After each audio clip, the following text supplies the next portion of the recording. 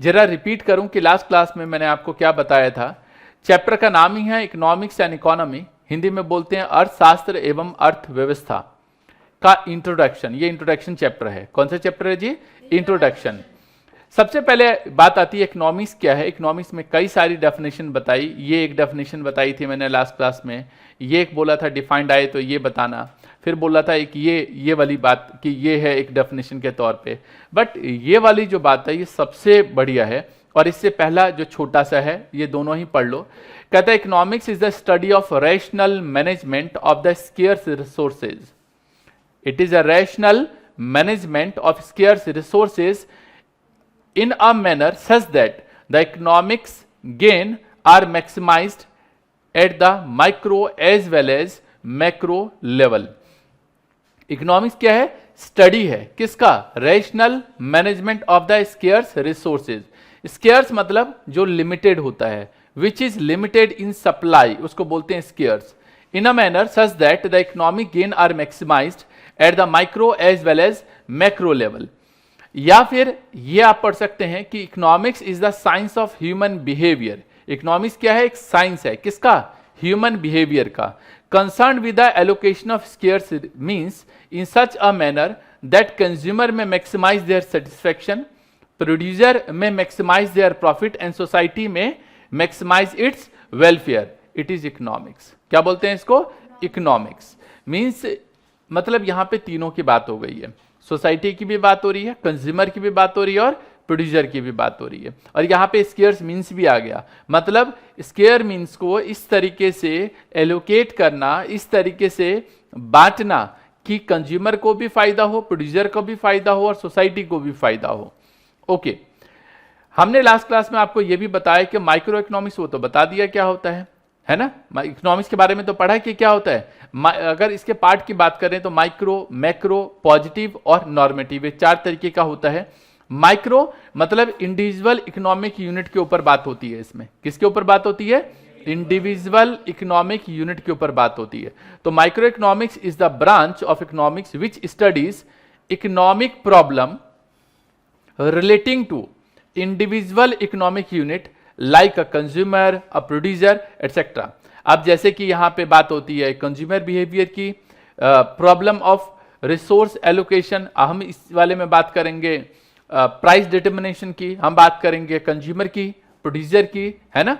अभी आगे चल के चैप्टर भी है कंज्यूमर इक्विलिब्रियम का, वो भी सब पढ़ेंगे। तो माइक्रो इकोनॉमिक्स क्या है? इंडिविजुअल इकोनॉमिक यूनिट की बात करता है।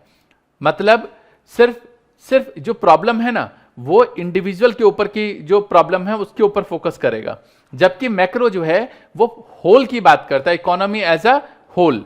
यहां पे बताया भी है कि macro economics is the branch of economics which studies economic problem to the economy as a whole, सबकी। जैसे कि अगर एम्प्लॉयमेंट की प्रॉब्लम है तो पूरी इकोनॉमी की प्रॉब्लम है, पॉवर्टी की प्रॉब्लम है पूरी इकोनॉमी की प्रॉब्लम है, डिमांड हम माइक्रो में पढ़ते हैं जबकि एग्रीगेट डिमांड हम लोग बात करते हैं मैक्रो के अंदर, सप्लाई माइक्रो में जबकि एग्रीगेट सप्लाई मैक्रो में।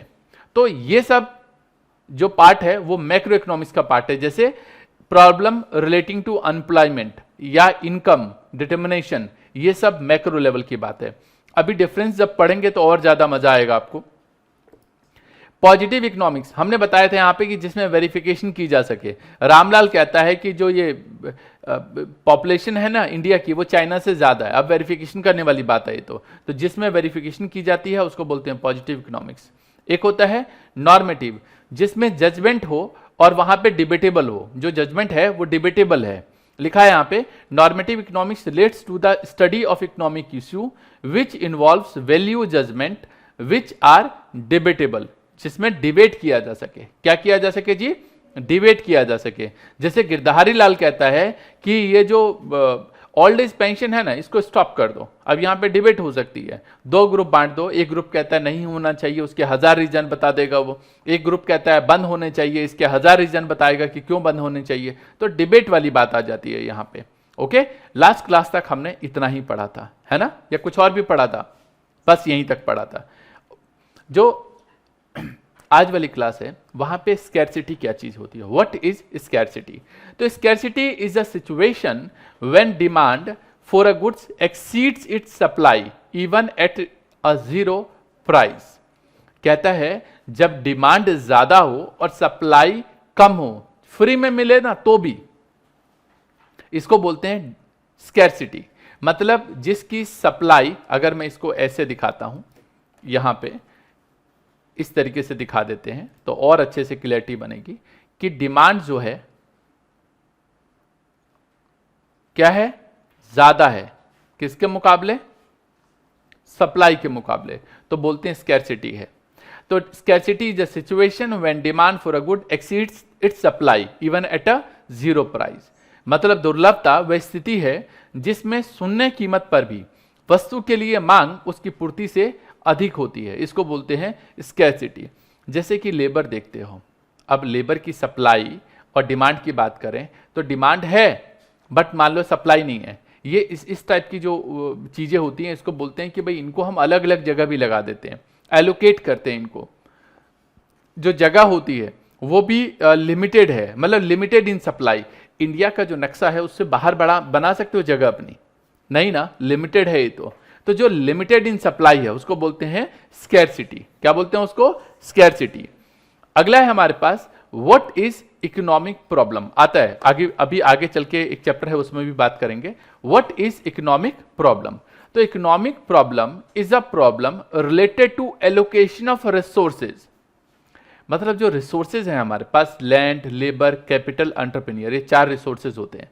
तो जो रिसोर्सेज हैं हमारे पास, उन रिसोर्सेज को एलोकेट करना। मैंने बताया था जो लेबर है, इन लेबर को तोप के प्रोडक्शन पे भी लगा सकते हो, गेहूं के प्रोडक्शन पे भी लगा सकते हो, या फिर आप कैपिटल गुड्स के प्रोडक्शन पे भी लगा सकते हो। अब समस्या यहां ये आती है कि हम इनको लगाएं कहां पे, किस चीज के प्रोडक्शन पे लगाएं। तो ये वही कहता है economic problem is a problem related to the allocation of resources, मतलब और प्रॉब्लम ऑफ चॉइस। इसको इकोनॉमिक प्रॉब्लम को प्रॉब्लम ऑफ चॉइस भी बोलते हैं। Arising due to limited means in relation to unlimited wants. इच्छाएं बहुत सारी है, इच्छाएं बहुत सारी है, लेकिन जो उसके यूजेस हैं, मतलब यूजेस बहुत सारे हैं और जो हमारे पास है वो लिमिटेड है। ऐसे समझो कि मान लो जो एक भाई है रामलाल, अब रामलाल का बर्थडे आने वाला है। अब उसको पता है कि उसके जो पिताजी हैं वो 1000 रुपये से ऊपर तो देंगे नहीं, लेकिन आजकल 1000 रुपये होता क्या है, एक बार निकलो तुम तो खत्म हो जाते हैं। डोमिनोज में चले जाओ तो पता चलता है यार ये तो खत्म हो गए, बट 1000 रुपये ही मिलेंगे उसको। तो 1000 रुपये उसको मान लो बर्थडे के लिए मिलने वाला है। अब कई सारे ऑप्शन हैं, या तो दोस्तों को लेके जाए और डोमिनोज में पार्टी कर ले, दूसरा तरीका है कि उस 1000 रुपये से मूवी दिखाने ले जाए अपने दोस्तों को, या फिर ये जो भाई है ये चाहता है कि इस 1000 रुपये से, या याद रखना या लगा रहे हैं यहां पे, 1000 रुपये से इन्होंने कुछ किताबों की सिलेक्शन रखी है जो ये चाहता है कि मुझे पढ़नी है खरीद के। तो एक तो तरीका या तो 1000 रुपये की वो किताबें खरीद ले, या उसको लगता है यार एक सुंदर सी ड्रेस होनी चाहिए तो वो ड्रेस खरीद ले 1000 रुपये की, या भाई दोस्त जाए, दोस्त तो आते जाते रहते हैं, गर्लफ्रेंड आती जाती रहती नहीं है तो गर्लफ्रेंड को घुमाने ले जाए अपने बर्थडे पे। एक ऑप्शन ये भी हो सकता है ना। अब ऑप्शंस इतने सारे हैं इसके पास, अब चूज इसको करना है कि इसको क्या करना है। अब कैटेगरी ऑफ मतलब स्टूडेंट्स हो सकता है, उसकी कैटेगरी, उसके लिए ज्यादा इंपॉर्टेंट क्या है अब वो चूज करेगा। लेकिन इन सभी चीजों को पूरा करने के लिए कितने पैसे की जरूरत है, अगर सही बोले और मान लो ये 5 चीजें हैं तो 5000 रुपये चाहिए, लेकिन इसके पास 1000 रुपये ही है। अब ये क्या करे, अगर ये पढ़ने वाला पढ़ाकू बच्चा हुआ तो कहेगा कोई बात नहीं, पढ़ लिख जाएंगे ना तो गर्लफ्रेंड और भी बन जाएगी, कोई फर्क नहीं पड़ता, पढ़ाई करते हैं, है ना, वो बाद में देखी जाएगी। और अगर दोस्ती वाला बच्चा कि नहीं यार भाई दोस्त ज्यादा इंपॉर्टेंट होते हैं तो दोस्तों को लेके जाएगा घुमाने, या पिज्जा हट में लेके जाएगा या डोमिनोज में लेके जाएगा, और कहेगा नहीं यार भाई गर्लफ्रेंड ही बहुत इंपॉर्टेंट है, बाकी दोस्ती तो कोई बात नहीं, तो वो इसको लेके जाएगा घुमाने अपने बर्थडे पे और बाकी सबको छोड़ देगा। अब यहां पे ध्यान से समझना इस एग्जांपल को, यहां पे इसके पास ऑप्शंस बहुत सारे हैं, है ना, ऑप्शंस बहुत सारे हैं, लेकिन इसको चूज करना पड़ेगा। आगे प्रॉब्लम, ये तो इस इंडिविजुअल की प्रॉब्लम थी, इकोनॉमिक्स की भी ऐसी ही प्रॉब्लम है, लैंड, लेबर, कैपिटल, एंटरप्रेन्योर, इन सबको लेकर कि इनके जो यूजेस है ना, जो 1000 रुपए है इसके तो ऑल्टरनेटिव यूजेस हैं, है ना। ऐसे ही लैंड, लेबर, कैपिटल, एंटरप्रेन्योर, इनके ऑल्टरनेटिव यूजेस हैं, लेकिन कहां लगाना है ये प्रॉब्लम है। तो ये प्रॉब्लम आती है, this is problem of choice, उसको चूज करना पड़ेगा कि क्या है। This is called economic problem. इसको प्रॉब्लम ऑफ, ये जो प्रॉब्लम ऑफ चॉइस है, इसको क्या बोलते हैं हम लोग, इकोनॉमिक प्रॉब्लम भी बोलते हैं। क्या बोलते हैं जी, इकोनॉमिक प्रॉब्लम भी बोलते हैं। तो मेरे ख्याल से बात समझ में आ गई होगी कि इकोनॉमिक प्रॉब्लम क्या चीज होती है। यहां पे अनलिमिटेड वांट्स, ये तो आपको पता है, इंसान की इच्छाएं जो हैं, आज कुछ और है, अगले दिन कुछ और होगी, उससे अगले दिन कुछ और होगी। तो अनलिमिटेड वांट्स है, यहां पे कुछ वर्ड है जो ज्यादा इंपॉर्टेंट है। अनलिमिटेड वांट्स है, लिमिटेड मीन्स है, वहां पे चॉइस की प्रॉब्लम अराइज होती है। किसकी प्रॉब्लम, चॉइस की। लिमिटेड मीन्स है और अनलिमिटेड वांट्स है, इसी वजह से चॉइस की प्रॉब्लम होती है। नहीं तो वही, अगर बहुत सारे ऑप्शंस नहीं होते तो फिर बात ही खत्म हो जाती, फिर तो सीधा वो 1000 पे वहीं लगा देता। लेकिन यहां पे ऐसी बात नहीं है, यूजेस बहुत सारे हैं। आर्थिक समस्या का संबंध साधनों के बंटवारे से है, जिसकी उत्पत्ति सीमित साधनों तथा असीमित आवश्यकताओं के कारण होती है। बता दिया ना कि जो हमारे पास फैक्टर्स है वो तो लिमिटेड है, लेकिन उसकी जो यूजेस हैं वो अनलिमिटेड है। इस वजह से चॉइस मेकिंग की प्रॉब्लम अराइज होती है। कई बार एग्जाम में आता है कि चॉइस मेकिंग की प्रॉब्लम अराइज ही क्यों होती है, वो इसी वजह से होती है। ये देखो यहां पे ये भी आ गया कि what is problem of choice. तो problem of choice is the problem of allocating scarce resources to alternative uses. जो स्केयर रिसोर्सेज हैं उसको ऑल्टरनेटिव यूजेज पे कौन कौन सी चीजों को यूज करना है, कौन कौन सी चीजों को चूज करना है, ये इसी वजह से अराइज होती है। चयन की समस्या, वैकल्पिक उपयोग, ऑल्टरनेटिव यूजेज के दुर्लभ संसाधनों, मतलब स्केयर्स मींस कि आवंटन की समस्या है कि उसको कहां पे लगाया जाए। जैसे तोप वाला एग्जांपल दिया था मैंने अभी कि भाई लेबर को कहीं भी लगा सकते हो, लेकिन लगाएं कहां, सवाल ये उठता है। Why does the problem of choice arise? फिर दोबारा क्वेश्चन आ गया कि प्रॉब्लम ऑफ चॉइस, वही सारे क्वेश्चन घूम के अलग अलग उसमें आ रहे हैं कि भाई चॉइस की प्रॉब्लम क्यों अराइज होती है। पहला, रिसोर्सेज आर लिमिटेड, 1000 पे तो सीमित है, पिताजी भाई 1000 पे ही देंगे चाहे कुछ भी कर लो। अब जो उसके यूजेस हैं वो तो ऑल्टरनेटिव यूजेस हैं। तो पहला है लिमिटेड रिसोर्सेज और दूसरा क्या है, ऑल्टरनेटिव यूजेस। इसकी वजह से प्रॉब्लम ऑफ चॉइस अराइज होती है। तो लिखा भी है, why does the problem of choice arise, because resources are limited and resources have alternative uses. मतलब साधन जो है वो सीमित है और इसके वैकल्पिक प्रयोग हैं, इस वजह से चॉइस की प्रॉब्लम अराइज होती है।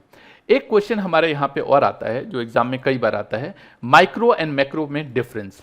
इस चैप्टर में से अगर बात करें तो ये क्वेश्चन अगर कर लोगे तो माइक्रो क्या है, माइक्रो इकोनॉमिक्स क्या है ये पता चल जाएगा, मैक्रो क्या है ये पता चल जाएगा। अब यहाँ पे DIY, डू इट योरसेल्फ, ये पीछे लिखवाया ना माइक्रो मीनिंग में कि माइक्रो इकोनॉमिक्स क्या और मैक्रो, ये तो बिल्कुल सेम सेम होगा।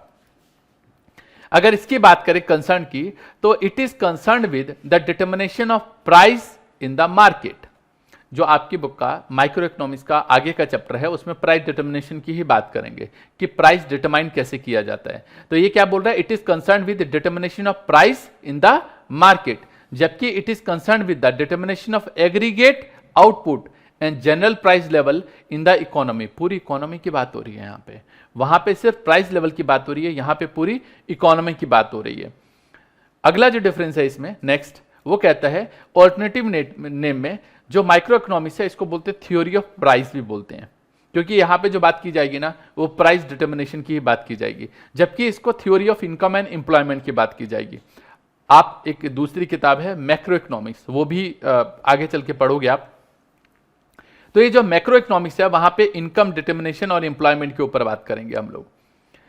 ऐसे ही कंपोनेंट की बात करें अगर, तो थ्योरी ऑफ कंज्यूमर बिहेवियर ये इसके कंपोनेंट है, theory of producer behaviour, theory of price ये इसके कंपोनेंट है, theory of consumer behaviour, theory of producer behaviour, theory of price ये इसके क्या है, कंपोनेंट है। जबकि यहां पे बात करें तो theory related to equilibrium level of output and employment, जैसे यहां पे बात करेंगे equilibrium level of output employment, जब ये बुक पढ़ोगे तो और ज्यादा क्लियर होगा मैक्रो इकोनॉमिक्स का। बट यहां पे जो बात होती है थ्योरी ऑफ किसकी बात होती है, equilibrium level of output and employment. यहां पे बात होती है money supply and credit creation की, यहां पे बात होती है एक्सचेंज रेट एंड BOP की। ये चैप्टर्स के ही नाम है एक तरीके से, ये सब हम वहां पे पढ़ते हैं।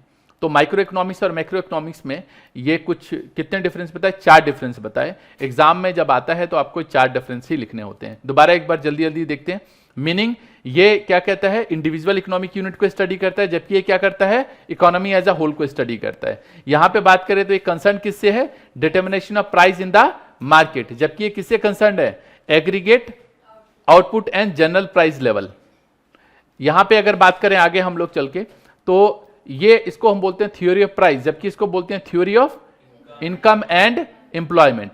यहां पे कंपोनेंट की बात करें तो इसका कंपोनेंट क्या है, थ्योरी ऑफ कंज्यूमर बिहेवियर। क्या है यहां पे, थ्योरी ऑफ प्रोड्यूसर बिहेवियर। यहां पे क्या बात होती है, थ्योरी ऑफ प्राइस की, जबकि यहां पे theory related to equilibrium level of output and employment. यहां पे किसकी बात होती है, money supply and credit creation की। यहां पे किसकी बात होती है, एक्सचेंज रेट एंड बीओपी की बात होती है। ओके, चलो उम्मीद करता हूं कि भाई आज वाली क्लास को आपने एंजॉय किया होगा, मजा आ गया और कैसा लगा जी। कंटिन्यू करेंगे नेक्स्ट में, तब तक के लिए all the best, take care, जय हिंद जय भारत।